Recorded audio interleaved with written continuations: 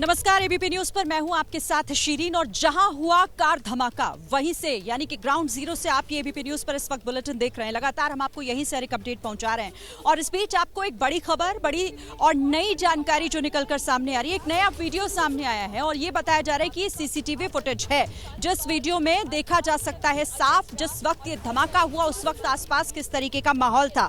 ये आपको तस्वीरें हम दिखा रहे हैं। धमाका होता हुआ इसमें साफ रिकॉर्ड हुआ है सीसीटीवी में। आप देख सकते हैं कि शाम का वक्त है, आसपास भारी हलचल देखी जा रही है, जाम काफी लगा हुआ है, चारों तरफ गाड़ियों की कतार। और अमूमन इस इलाके में ऐसा ही होता है, ऐसी ही तस्वीरें देखी जाती हैं। तेज धमाके की आवाज आती है, पूरा इलाका दहल जाता है। ये सब कुछ इतनी तेजी से होता है कि किसी को पता तक नहीं चलता कि आखिर हुआ क्या है। ये दिल्ली धमाके का सबसे नया वीडियो है। ये सीसीटीवी फुटेज जो अब सामने आया है, जिसके धमाके से पहले तस्वीर कैसी थी, धमाका कैसे हुआ, उस वक्त कैसा माहौल था, कैसा मंजर था, आसपास कितनी भीड़ थी, सब कुछ इस सीसीटीवी कैमरे में रिकॉर्ड हुआ। क्योंकि यहाँ पर कई कैमरे लगाए गए हैं अलग अलग जगहों पर। हर एक कोने की निगरानी रखी जाती है और उसी में से एक ये वीडियो जो अब सामने आया, जिसमें आप साफ तौर पर देख सकते हैं कि शाम के वक्त ये इलाका जो है, यहाँ पर इसी तरीके की हलचल होती है। क्योंकि यहाँ लोग घूमने फिरने भी आते हैं, खरीदारी के लिए भी आते हैं। एक तरफ लाल किला है, दूसरी तरफ चांदनी चौक है, मेट्रो स्टेशन का वो गेट जहां पर ये धमाका हुआ से चंद कदमों की दूरी पर मौजूद है। और वहीं पर जब ये धमाका अचानक से होता है तो सब कुछ जैसे ठहर जाता है, दहल जाता है। आसपास के लोगों को ये समझने में काफी वक्त लग गया था कि आखिर यहाँ पर हुआ क्या है। और इन तस्वीरों को देखकर भी ये साफ समझ में आ रहा है कि किसी को भी उस वक्त इस बात का ना तो अंदाजा था ना आभास था कि आखिर अगले ही पल उनके साथ क्या होने वाला है। अच्छा, इस पर बात करने के लिए मनोज हमारे साथ, जो लगातार इस बड़ी खबर पर हमें अपडेट कर रहे हैं, हमारे साथ जुड़ गए। मनोज, कई नए खुलासे, कई नई तस्वीरें, कई नए वीडियो सामने आ रहे हैं और उसी दिशा में एक और नया वीडियो जिसमें साफ समझा जा सकता है कि कैसे हुआ धमाका और कैसा माहौल था उस वक्त वहां। जी बिल्कुल, वीडियो बिल्कुल उसी वक्त का है जिस पर लिखा है 18:50 यानी 6:50 का वक्त था। 10 तारीख थी और जिस रेड लाइट पर इस वक्त आप खड़े हुए हैं, इस वक्त आपके पीछे ही वो स्पॉट है जहां पर ये धमाका हुआ है। और आपने देखा कि जैसे ही धमाका हुआ उसके बाद जो कैमरे थे वो अचानक से बंद हो गए। तो इससे इस बात का ये अंदाज़ा लगाया जा सकता है कि जो बॉम्ब था वो कितना शक्तिशाली था और धमाका इतना तेज़ था कि लोगों के और गाड़ियों के तो परखच्चे उड़ी गए, साथ ही साथ जो कैमरे थे वो भी धमाके की आवाज से बंद हो गए। तो धमाका बहुत ज्यादा तेज था। फिलहाल इसी तरीके से एक एक करके पुलिस की जो टीम है वो तमाम सीसीटीवी फुटेज जो है उनको खंगाल रही है, उनको निकाला जा रहा है और उस रूट को ट्रैक किया जा रहा है जिस रूट से जो उमर था, जो गाड़ी चला रहा था, वो यहाँ लाल किले की रेड लाइट पर पहुंचा था। आपने देखा कि ट्रैफिक जो था वो स्लो मूविंग ट्रैफिक था, यानी गाड़ी जो थी वो स्लो सारी गाड़ियां चल रही थी और चलते समय ही अचानक से गाड़ी में धमाका हुआ। अब इन्वेस्टिगेशन इसी बात को लेकर के हो रही है कि आखिरकार चलती हुई गाड़ी के अंदर धमाका कैसा हुआ, कौन सा एक्सप्लोजिव जो था वो इसमें इस्तेमाल किया गया था। शुरुआती जांच में एफएसएल की टीम को 2 इसमें विस्फोटक मिले हैं, जिसमें से एक अमोनियम नाइट्रेट के बारे में जानकारी मिल रही है, जबकि दूसरा कौन सा विस्फोटक है उसकी जांच अभी की जा रही है। फिलहाल तमाम एनआईए के जो अधिकारी हैं वो इस वक्त मौके वारदात पर मौजूद हैं, जांच की जा रही है, तमाम लोगों से पूछताछ की जा रही है, अलग अलग राज्यों में छापेमारी की जा रही है और ये पता लगाया जा रहा है कि आखिरकार इस पूरे षड्यंत्र के पीछे कौन है।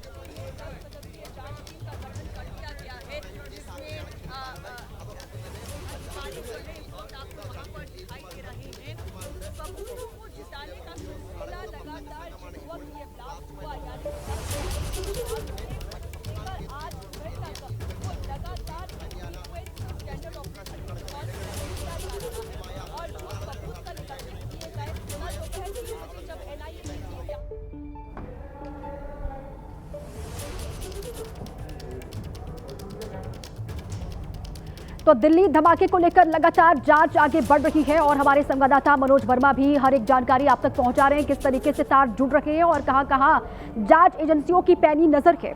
इसी बीच जो वीडियो सामने आए हैं वो भी आपको हम लगातार दिखा रहे हैं। धमाके का नया सीसीटीवी फुटेज भी सामने आया, वो इस वक्त आपके सामने है। लोग किस तरीके से वहां पर हर रोज की तरह पहुंचे हुए थे और किसी को यह अंदाजा भी नहीं था कि इस तरीके से वहां पर धमाका हो जाएगा। लोग समझ पाते उससे पहले वहां धमाका हुआ और चीख पुकार मच गई। अब इस पूरे ही मामले को लेकर जांच लगातार की जा रही है। कईयों की गिरफ्तारी हो चुकी है और अलग अलग राज्यों में जांच पड़ताल लगातार की जा रही है। ये बड़ी खबर और इस पर हर एक अपडेट एबीपी न्यूज आप तक लगातार पहुंचा रहा है। देखिए, अब जांच भी लगातार आगे बढ़ रही है, कई एजेंसी इसमें जांच कर रही है, लेकिन अब इसकी जो जांच है इस धमाके की वो एनआईए को सौंपी गई है और एनआईए ने जांच टीम का गठन भी कर दिया है। आपको जानकारी मैं दे दूं, इस वक्त 10 अफसरों की एक टीम का गठन किया गया है जो इस पूरे मामले की तफ्तीश करेंगी। एनआईए के एडीजी विजय सखारे के नेतृत्व में जांच अब आगे बढ़ेगी। सूत्र जानकारी महत्वपूर्ण ये दे रहे हैं कि इस केस डायरी को अब कब्जे में ले लिया एनआईए की टीम ने। अब वो केस पूरी तरीके से आप ये कह सकते हैं कि एनआईए के कब्जे में है और वही अब इस जांच को आगे बढ़ाएगी। दिल्ली, हरियाणा, जम्मू कश्मीर पुलिस से भी केस डायरी ली जाएगी, क्योंकि इसके तार सिर्फ यहां तक तो सीमित नहीं है, अलग अलग राज्यों में भी हैं, चाहे कश्मीर हो या फिर उत्तर प्रदेश हो या अब तो महाराष्ट्र तक की बात आ रही है सामने। तो सभी जगहों से अब जो भी जानकारी है वो एनआईए अपने पास जुटाएगी और उसके बाद इस जांच को आगे बढ़ाया जाएगा। इस वक्त की बड़ी खबर है और इस पर बात करने के लिए हमारे साथ पवन गौड़ जुड़ गए हैं। पवन गौड़ का रुख हम कर लेते हैं। पवन, एनआईए अब एकदम एक्शन मोड में अलग अलग जगहों से जानकारी जुटाई जा रही है, कहां तक जांच आगे बढ़ी है, किस तरीके से आगे बढ़ेगी, अपडेट क्या है इस पर? देखिए, कल गृह मंत्रालय ने जो पूरे दिल्ली ब्लास्ट मामले की जांच जो है वो दोपहर को एनआईए को सौंप दी थी और उसके बाद में ही तुरंत आपने देखा लगातार एनआईए के जो अधिकारी हैं वो स्पॉट पर पहुंचे और तमाम साक्ष्य जो हैं वो उन्होंने जुटाने की तैयारी अपनी की, तमाम साक्ष्य उन्होंने जुटाए। उसके साथ साथ जो जितनी भी एजेंसी इसमें शामिल थी वो सब एजेंसियों के अधिकारियों से लगातार उन्होंने संपर्क साधना शुरू किया। अगर बात करें तो जो एडीजी हैं एनआईए के विजय सखारे, उनके नेतृत्व में पूरी एक टीम बनाई गई है। 10 इसमें बड़े अधिकारियों को इस टीम में शामिल किया गया है।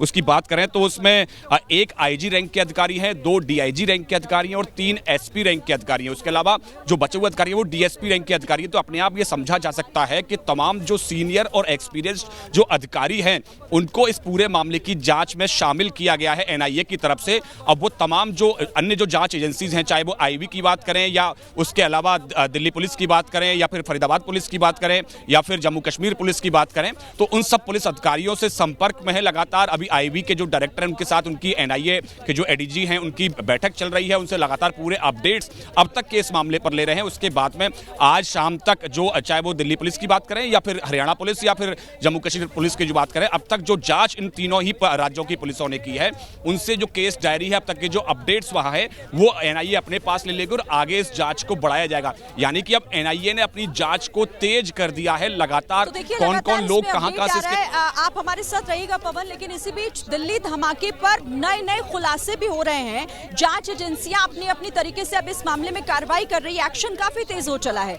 डॉक्टर शाहीन के भाई डॉक्टर परवेज को दिल्ली ला रही है यूपी एटीएस। सूत्र ये बहुत बड़ी और महत्वपूर्ण जानकारी दे रहे हैं। यूपी एटीएस दिल्ली ला रही है डॉक्टर शाहीन के भाई, जिसका नाम डॉक्टर परवेज है। अब एनआईए डॉक्टर परवेज से इस मामले में पूछताछ करेगी, यानी कि पूछताछ अब आगे इस तरीके से भी आगे बढ़ रही है। शाहीन लगातार अपने भाई परवेज के संपर्क में था, ये जानकारी मिली एजेंसियों को, जिसके बाद उसे अब अपने कब्जे में लेकर लाया जा रहा है। कल यूपी एटीएस ने डॉक्टर परवेज को हिरासत में लिया था, जिसके बाद अब उससे पूछताछ किया जाएगा। उसको दिल्ली लाने की पूरी तैयारी हो रही है। विवेक राय हमारे साथ इस पर हमें अपडेट करेंगे। विवेक, अब डॉक्टर परवेज पहले हिरासत में लिया और अब जानकारी मिल रही है कि यूपी एटीएस उसे दिल्ली ला रही है, पूरी जानकारी दें।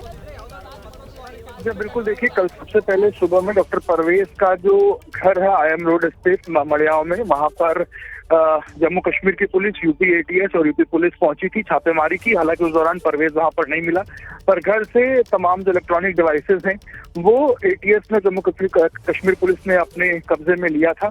और उसके बाद लगभग 3 से 4 घंटे बाद जम्मू कश्मीर की जो पुलिस है और यूपी एटीएस है वो जो परवेज का पुश्तैनी घर है जहाँ पे उसके माता पिता रहते हैं वहां पर भी गए थे। लगभग 1 घंटे तक परिवार से पूछताछ करी थी। हालांकि तब तक परवेज उनके कब्जे में नहीं आया था, लेकिन शाम के समय परवेज को पुलिस ने, एटीएस ने उठाया। उसके बाद रात में यूपी एटीएस दफ्तर में उसको रखा गया, जहां पर उससे पूछताछ हुई, जो हमारे सूत्र में बता रहे हैं। और उसके बाद अभी सुबह की ये जानकारी है कि सुबह यूपी एटीएस और जम्मू कश्मीर पुलिस परवेज को लेकर के दिल्ली जा रही, जहां पर एनआईए भी उससे पूछताछ कर सकती है। तो फिलहाल की जानकारी के हिसाब से यूपी एटीएस और जम्मू कश्मीर पुलिस उसको लेकर के लखनऊ से निकल चुकी है और वो दिल्ली जा रही है।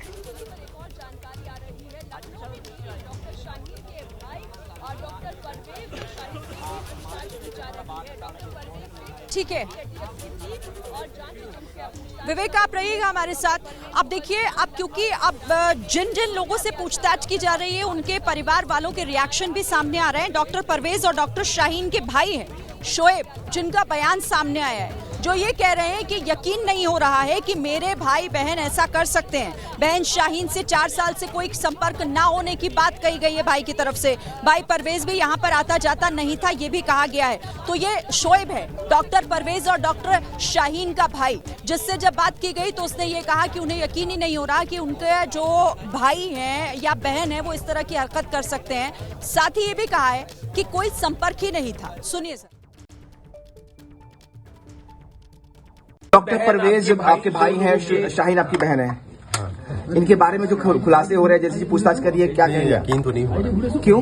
क्योंकि मैं भाई बहन हमारे ऐसे इस लाइन के हैं ही। अच्छा, अपनी बहन के विषय में जरा बताइए, उनके व्यवहार के विषय में तमाम बातें इतनी आ रही हैं। अस्पताल, कानपुर के अस्पताल में भी छोड़ दी, जरा उनके इतिहास और उनके कहानी के विषय में बताइए, कैसी थी वो, जरा उनके बारे में बताइए। बचपन के विषय में उनके व्यवहार। बचपन बहुत सही, पढ़ने लिखने में बहुत सही। आखिरी बार कब बात हुई थी शाहीन से आपकी? आखिरी बार हमारी बात हुई हमारे करीब 4 साल ताल्लुक नहीं है कोई शाहीन से। ऐसा क्यों हुआ? बहन है आपके, ताल्लुक नहीं है? कुछ पारिवारिक मतलब जैसे होता है। अभी वो किनके साथ थी? अभी वो जिस ग्रुप के साथ थी? अब ग्रुप के साथ नहीं मालूम, ग्रुप क्या है वो तो भाई मीडिया में जैसे। अच्छा, यहाँ आती जाती थी? जो आप बता रहे हो वही है, हम टीवी पे देख रहे हैं, वही हम जो सब जगह देख रहे हैं। तुम आके लगा दियो।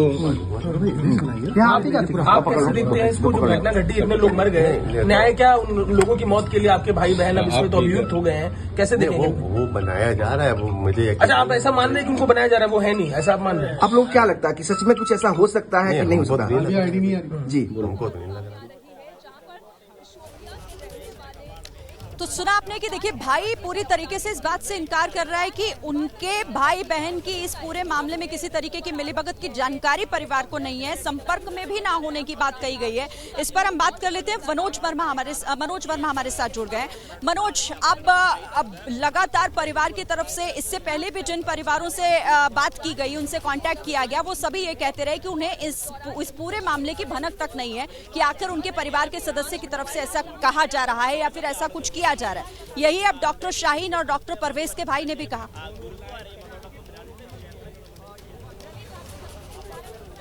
जी बिल्कुल, देखिए अब तो जब इन्वेस्टिगेशन होगी और जब इनसे गंभीरता से पूछताछ की जाएगी तब आगे और चीज़ें निकल करके सामने आएगी कि आखिर इन लोगों का कनेक्शन क्या था। शाहीन का तो कनेक्शन बिल्कुल क्लियर हो चुका है, लेकिन परवेज़ का जो कनेक्शन है, क्या वो भी इस मॉड्यूल का हिस्सा था या वो हिस्सा नहीं था। जब वो दिल्ली NIA की टीम परवेज़ से पूछताछ करेगी और उससे जब गंभीरता से पूछताछ की जाएगी और जब उसके जो डिवाइसेज उसके पास मौजूद है, चाहे वो उसका लैपटॉप हो या उसका फ़ोन हो, जब उनको खंगाला जाएगा तो और चीज़ें निकल करके सामने आएंगी कि आखिरकार परवेज भी इस मॉड्यूल का हिस्सा है या फिर नहीं है। क्योंकि तमाम जो इन्वेस्टिगेशन है अब परिवारों के इर्द गिर्द तो घूम ही रहे हैं, इसके अलावा जो खास लोग थे जो इन लोगों से बातचीत किया करते थे, उनके इर्द गिर्द भी ये इन्वेस्टिगेशन चल रही है। लगातार जो UPATS की टीम की रेड हो या फिर दिल्ली पुलिस की स्पेशल सेल हो या फिर NIA हो, लगातार अब इस मॉड्यूल को बस करने में अभी लगे हुए हैं और जैसे जैसे एक एक करके पूछताछ की जाएगी, तमाम इस मामले में आगे आने वाले समय में और भी चौंकाने वाले खुलासे होते रहेंगे। जी, और उन तमाम बातों पर हमारी नजर लगातार बनी हुई है। मनोज, आपके पास हम फिर से लौटेंगे। ग्राउंड जीरो से लगातार ये अपडेट हम आप तक पहुंचा रहे हैं। तो देखिए, दिल्ली धमाके वाली जगह जहां इस पर मेरी मौजूदगी है, यहां पर हलचल लगातार बढ़ रही है।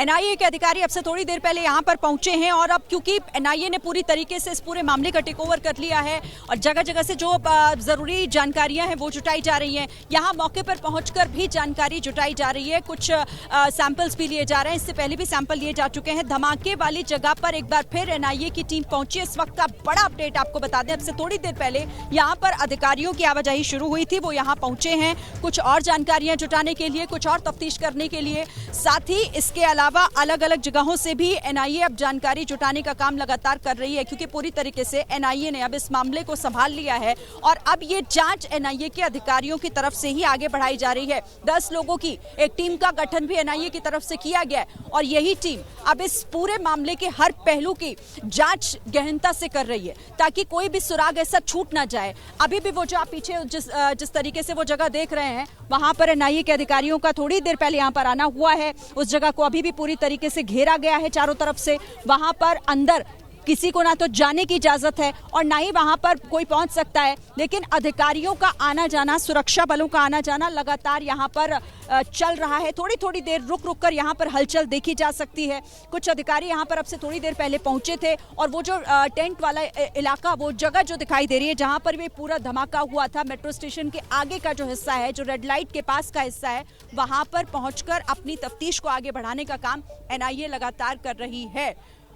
तो इस खबर पर हम लगातार आपको अपडेट दे रहे हैं। जैसे ही यहाँ पर कोई भी अपडेट, कोई हलचल होती है, इससे जुड़ी जानकारी आप तक पहुंचाएंगे। देखिए, दिल्ली में हुए धमाके ने कई सवालों को जन्म दिया है। कई सवाल सभी के जहन में उठ रहे हैं, लेकिन इसी बीच जम्मू कश्मीर पुलिस से भी कुछ सवाल पूछे जा रहे हैं और पूछे जाने भी चाहिए, क्योंकि अब जिस तरीके से पर्दे इस पूरे केस के खुल रही हैं, उसमें ये सवाल सबसे आगे खड़े हुए दिखाई दे रहे हैं। मैं कुछ सवाल आपको स्क्रीन पर दिखा रही हूँ कि जम्मू कश्मीर पुलिस से आखिर ये सवाल क्या है और क्यों पूछे जा रहे हैं। देखिए, जम्मू कश्मीर पुलिस ने जांच में केंद्रीय एजेंसियों को शामिल क्यों नहीं किया गया?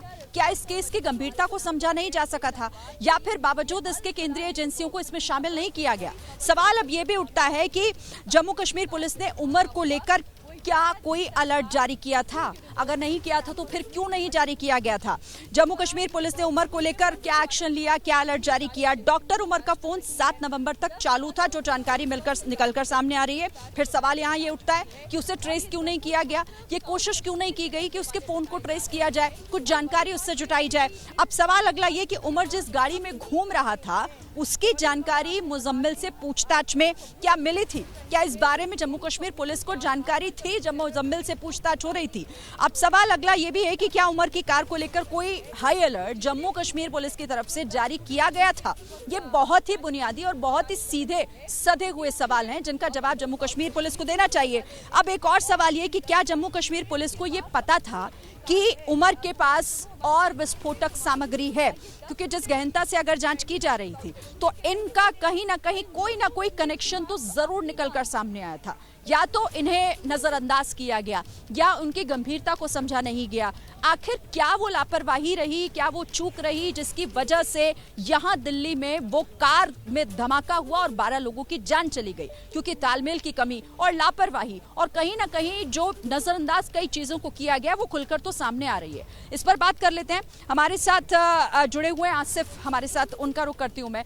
आसिफ, ये बहुत ही बुनियादी सवाल है और बहुत ही सधे हुए से सवाल हैं, क्योंकि जम्मू कश्मीर पुलिस की भूमिका पर भी सवाल उठ रहे हैं कि जब उनके पास इस तरह के इनपुट्स थे, तो अलर्ट क्यों नहीं जारी किया गया? केंद्रीय एजेंसियों को इसमें शामिल क्यों नहीं किया गया? बिल्कुल शीरीन, देखिए, जैसे जैसे इस मामले की जांच आगे बढ़ रही है, वैसे वैसे ही इस तरीके के सवाल उठ रहे हैं।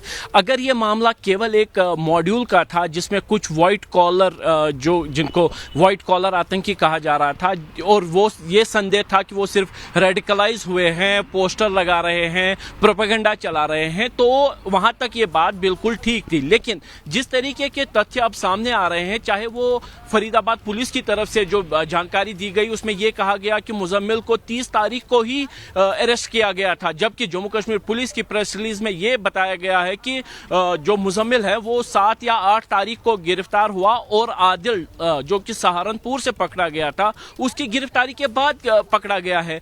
विस्फोटकों की बात सामने आई थी, AK-47 राइफल जो गवर्नमेंट मेडिकल कॉलेज अनंतनाग से मिली थी, उसके बाद तो काफ़ी ज़्यादा अलर्ट हो जाना चाहिए था। हम कल से जब इस मामले की जांच कर रहे हैं, ज़मीन पे उन दोनों परिवारों से मिले हैं। मुजम्मिल के परिवारों ने तो साफ बोल दिया कि 14 दिन पहले उसका फ़ोन स्विच ऑफ हो गया था, यानी मुजम्मिल अपने परिवार के साथ जो आखिरी संपर्क था वो 14 दिन पहले टूट गया था। जबकि अगर उमर की बात करें तो उमर के परिवार ने तो ये बोला कि शुक्रवार को आखिरी बार उससे बात हुई थी, और उसको ये बोला गया कि पुलिस दबाव बना रही है कि उसको पुलिस के सामने पेश होना है, और उसने ये वादा किया था। ये उन्होंने परिवार की तरफ से हमें बोला गया कि उसने बोला था कि वो 2-3 दिन में वापस लौटकर पुलिस के साथ ये मामला सुलझा लेगा। यानी कहीं ना कहीं जम्मू कश्मीर पुलिस उमर के संपर्क में थी, डायरेक्टली या इनडायरेक्टली, वो उनके निशाने पे था। लेकिन अगर उमर का फोन ऑन था तो वो ट्रैक क्यों नहीं हुआ? आखिर गाड़ी में जो विस्फोटक हैं, क्या ये जम्मू कश्मीर पुलिस को पता था? जैसा आपने खुद बोला कि क्या ये माना जा रहा था कि उसके पास कोई विस्फोटक नहीं है या कोई आईडी बना हुआ नहीं है, कोई धमाका नहीं होगा, या इस पे चल रहा था पूरा जांच? लेकिन जिस तरीके से अब लाल किले के सामने जब ये धमाका हुआ और बड़ी संख्या में लोग हताहत हुए, कहीं ना कहीं बिल्कुल कहीं ना कहीं अब देखिए इनका जवाब जम्मू कश्मीर पुलिस आगे किस तरीके से देखेगी, ये भी देखना काफी दिलचस्प होगा। आप इस पर नजर रखिएगा। आसिफ, फिलहाल बहुत शुक्रिया आपका। और इसी बीच इसी से जुड़ी हुई एक बड़ी खबर भी आ रही है। हरियाणा के डीजीपी का बयान सामने आया है इस धमाके को लेकर, और उनकी तरफ से ये कहा गया है कि अपना काम एजेंसियां कर रही हैं, पाताल में भी अगर छिपे होंगे आरोपी तो उनको वहां से भी निकाला जाएगा और उन्हें उनके अंजाम तक पहुंचाया जाएगा। पूरे हरियाणा में हाई अलर्ट जारी किया गया है, जगह जगह कड़ी जांच और निगरानी जो है वो की जा रही है। तो हरियाणा के डीजीपी की तरफ से इस जांच को लेकर उनकी तरफ से क्या कुछ किया जा रहा है, हरियाणा में कैसे ये जांच आगे बढ़ रही है, इस पर ये महत्वपूर्ण जानकारी दी गई है। और ये कहा गया है कि कहीं पर भी अगर इससे जुड़े हुए कोई भी अगर कोई शख्स है, कोई आरोपी है, वो जहां भी छिपा होगा उसे वहां से निकालेंगे और ढूंढ कर उसे सामने लाएंगे। जगह जगह कड़ी जांच और निगरानी की जा रही है। तो अलग अलग राज्यों में जिस तरीके से जांच हो रही है, बहुत सारी ऐसी चीजें निकलकर सामने आ रही है जो चौंकाती भी हैं, जो चौकन्ना भी करती हैं और साथ ही कई सवाल भी खड़े करती हैं। उन्हीं में से एक हरियाणा भी है, जहां से डीजीपी की तरफ से बयान सामने आया है। पूरे हरियाणा में जो हाई अलर्ट का प्रोटोकॉल है अभी जारी है। जितने भी सस्पेक्टेड हाइड आउट्स हैं, पार्किंग प्लेसेस है, एबंडेंट व्हीकल्स हो, सामान हो, चेकिंग हो, तो जो भी एक प्रोटोकॉल होता है कि भाई कोई आगे इस अप्रिय घटना ना कर जाए, तो आप सोचेंगे कि बोलना आसान है, जब ग्राउंड पर जाएं हाई अलर्ट का मतलब कि हज़ारों घंटे हज़ारों आदमी लगा रहे हैं और हम पूरे तरह से इसमें लगे हुए हैं और बाकी एजेंसियां काम में लगी हुई है। और हम परिवार के प्रति हमारी संवेदना, जिन्होंने अपना आदमी खोया, जो घायल हैं, तो उनसे हम ईश्वर से प्रार्थना करते हैं हम जल्दी से ठीक हो जाएं।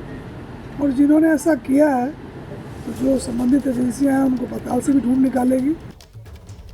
तो आपने हरियाणा के डीजीपी का ये बयान तो सुन लिया। आप तो वो कह रहे हैं कि जांच हो रही है और किस तरीके से जांच वो आगे बढ़ा रहे हैं वो उन्होंने बताया, लेकिन अब सवाल यहाँ पर जैसे जम्मू कश्मीर से पूछा गया था, वहां की पुलिस से पूछा गया था, वही हरियाणा से भी पूछा जा रहा है। हरियाणा पुलिस से भी कुछ ऐसे सवाल हैं जिस पर उन्हें सोचना चाहिए और उसका जवाब वो अब आगे कैसे देंगे ये तो देखना ही होगा। फिलहाल देखिए, पहला सवाल तो यही कि बरामदगी और गिरफ्तारी की एफआईआर फरीदाबाद में आखिर क्यों नहीं दर्ज की गई, ऐसा क्यों नहीं किया गया। सवाल ये कि 10 दिन तक फरीदाबाद पुलिस ने कोई एक्शन क्यों नहीं लिया इस मामले में, इतनी देरी आखिर क्यों बढ़ती गई है, इसका जवाब तो देना चाहिए। 3000 किलो विस्फोटक जमा हुआ और पुलिस को सोचिए पता नहीं चला। ये कोई छोटी मात्रा नहीं थी, इतनी बड़ी मात्रा में आप कह सकते हैं कि एक तरीके से ही विस्फोटकों का जखीरा था, लेकिन बावजूद इसके पुलिस के नाक के नीचे से वहां पर एक एक करके वो जमा होता रहा, लेकिन किसी को खैर खबर नहीं लगी इसकी। अब सवाल, फरार डॉक्टर उमर को पकड़ने की फरीदाबाद पुलिस ने आखिर कोशिश क्या की, ये भी सवाल एक यहाँ पर उठ रहा है। और फिर इसके बाद सवाल ये भी है कि डॉक्टर उमर का जो मोबाइल है वो 7 नवंबर तक चालू था, उसको ट्रेस क्यों नहीं किया गया, ये सवाल हरियाणा पुलिस से है। उमर जिस गाड़ी में घूम रहा था उसकी जानकारी पुलिस को क्यों नहीं लगी, क्यों नहीं इस बारे में कोई जानकारी पुलिस जुटा पाई, क्या उमर को लेकर कोई सुरक्षा अलर्ट जारी किया गया था। डॉक्टर उमर विस्फोटक से भरी हुई गाड़ी लेकर आखिर इतनी आसानी से इतने दिन कैसे सड़कों पर घूमता रहा, क्या कर रही थी हरियाणा पुलिस, ये जवाब दे जरा। सवाल अब यहाँ पर यह भी है कि विस्फोटक से भरी हुई कार फरीदाबाद से दिल्ली बिना चेकिंग के कैसे पहुंच गई, दाखिल कैसे हो गई, किस तरीके से उसे आखिर एंट्री मिल गई। इतने बड़े मामले की जानकारी फरीदाबाद पुलिस ने केंद्रीय एजेंसियों को क्यों नहीं दी। देखिए, यहाँ पर भी वही तालमेल की कमी, क्या उन्हें नहीं लगा कि ये मामला गंभीर हो सकता है, इसकी जानकारी फौरन केंद्रीय सुरक्षा एजेंसियों को दी जाए। ये सब फिलहाल ऐसी बातें निकलकर सामने आ रही हैं जो ये कह रही हैं कि आखिर यहाँ पर ये जो छोटे छोटे लूप होल्स हैं, इसी वजह से 12 लोगों की जो जान है वो यहाँ चली गई है। अब देखिए, कई ऐसे अनसुलझे सवाल हैं जिनका जवाब मिलना बाकी है, कैसे मिलेगा ये तो समय बताएगा। लेकिन अभी का ताजा अपडेट यही है कि जोरों शोरों से इस जांच को आगे बढ़ाया जा रहा है। पूरी जांच एनआईए के हवाले है और एनआईए अब हर पहलू की तफ्तीश करने में जुटी हुई।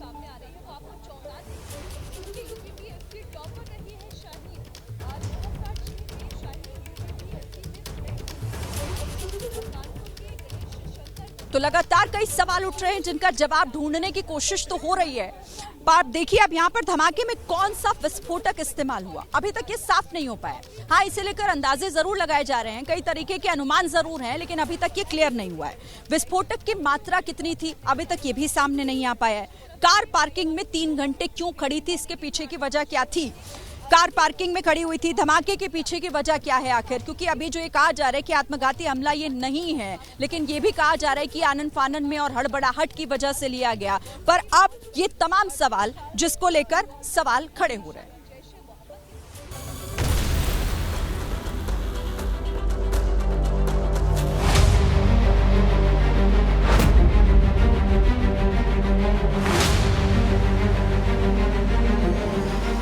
Doctor Adil, doctor Umar, doctor Muzammil Shakeel, doctor Sajjad Ahmad Malla, महिला डॉक्टर शाहीन शाहिद और डॉक्टर परवेज। दिल्ली धमाके की ये पूरी डी कंपनी है। ये वो चेहरे हैं जिनके तार फरीदाबाद मॉड्यूल से लेकर लाल किला ब्लास्ट तक जुड़े हैं। इनके अलावा 3 किरदार और हैं, आमिर, उमर और तारिक। अब एक एक किरदार और धमाके में उसकी भूमिका को डीकोड करते हैं। शुरुआत डॉक्टर उमर के साथ करते हैं। एबीपी न्यूज को सूत्रों से मिली एक्सक्लूसिव जानकारी के मुताबिक जो I-20 कार फरीदाबाद से दिल्ली में दाखिल हुई, उसी कार में लाल किले के पास ब्लास्ट हुआ। I-20 कार में जो शख्स सवार था वो डॉक्टर उमर था।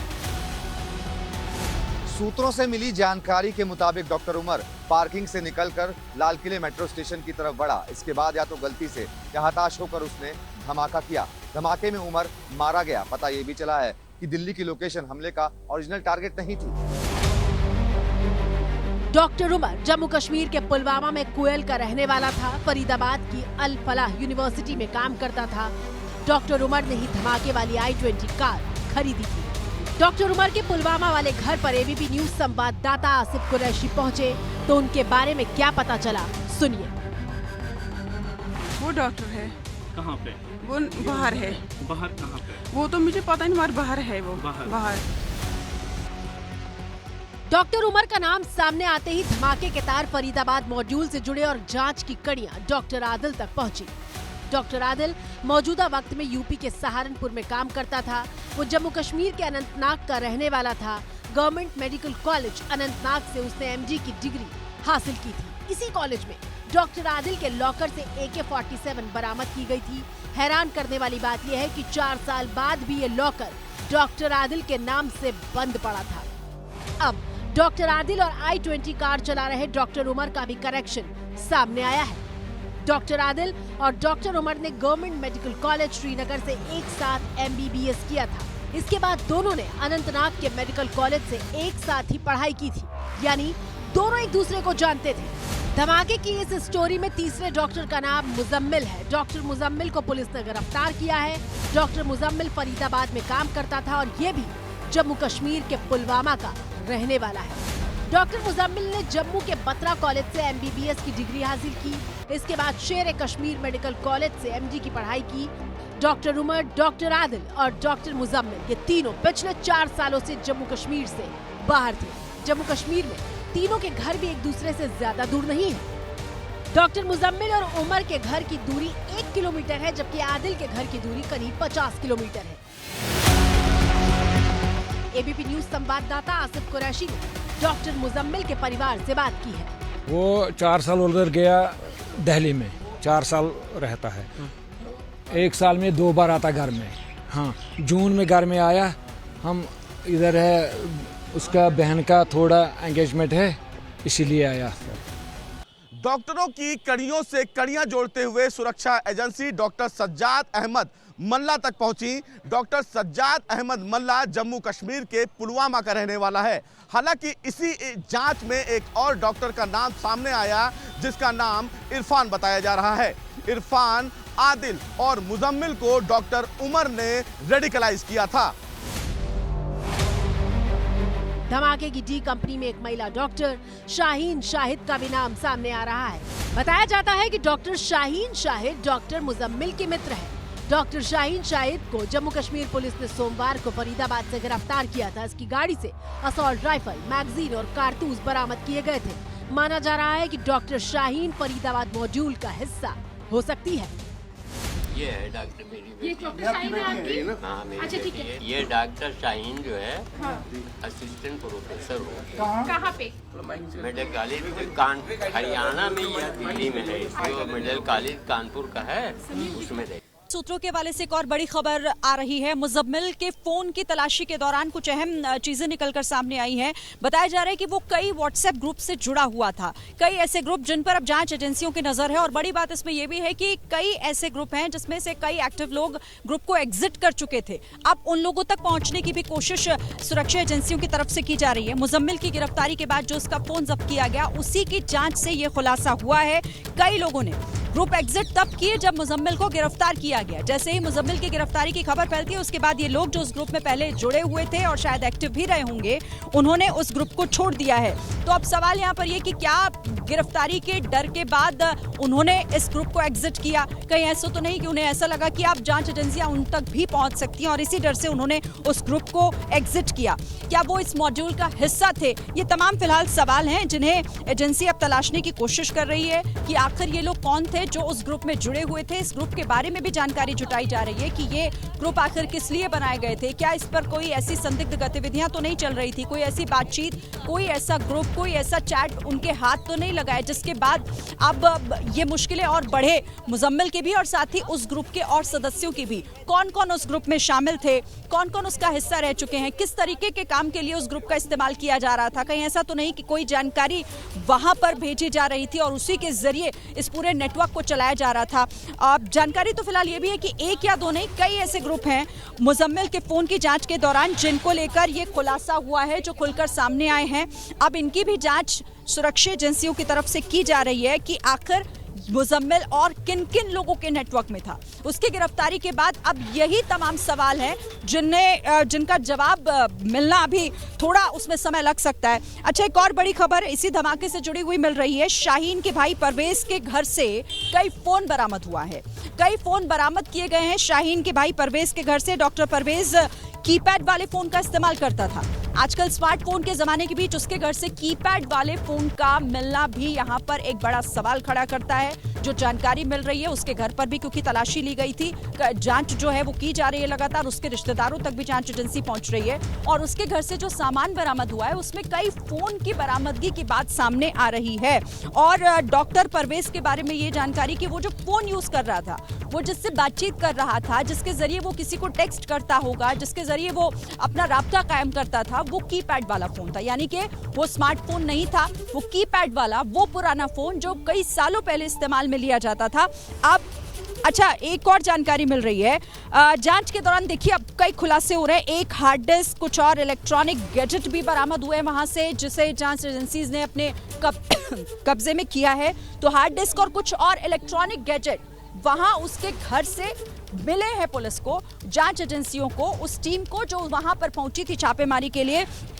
अब जब ये सब खुलेगा, अब देखना होगा कि उस हार्ड डिस्क में ऐसा क्या है। जो इलेक्ट्रॉनिक गैजेट मिले हैं, क्या वो मुजम्मिल के ही हैं या फिर किसी और के हैं? वहां पर छिपाकर तो नहीं रखे गए थे, उसमें कोई ऐसा डेटा तो नहीं है जो आखिर बताए कि ये पूरा षड्यंत्र क्या था, ये खुलासा आखिर किस तरीके से हो सकता है आगे। ये देखिए, महत्वपूर्ण चीजें अब जिस तरीके से उनकी बरामदगी हो रही है, अब उसमें से जो जानकारी निकलेगी वो जाहिर तौर पर आने वाले समय में उन कड़ियों को जोड़ने का काम करेगी। और जब वो कड़ियां जुड़ेंगी तो हो सकता है कि इस नेक्सस का पूरी तरीके से भंडाफोड़ हो, क्योंकि कहा तो अभी यही जा रहा है कि ये षड्यंत्र जितना दिख रहा है उससे कहीं ज्यादा बड़ा था। ये और बड़ा कारनामा करने की तैयारी कर रहे थे, लेकिन उससे पहले ही इनका भांडा फूटा। हालांकि दिल्ली में ब्लास्ट हुआ और 12 लोगों की जान चली गई। इस पर नजर लगातार बनी हुई है।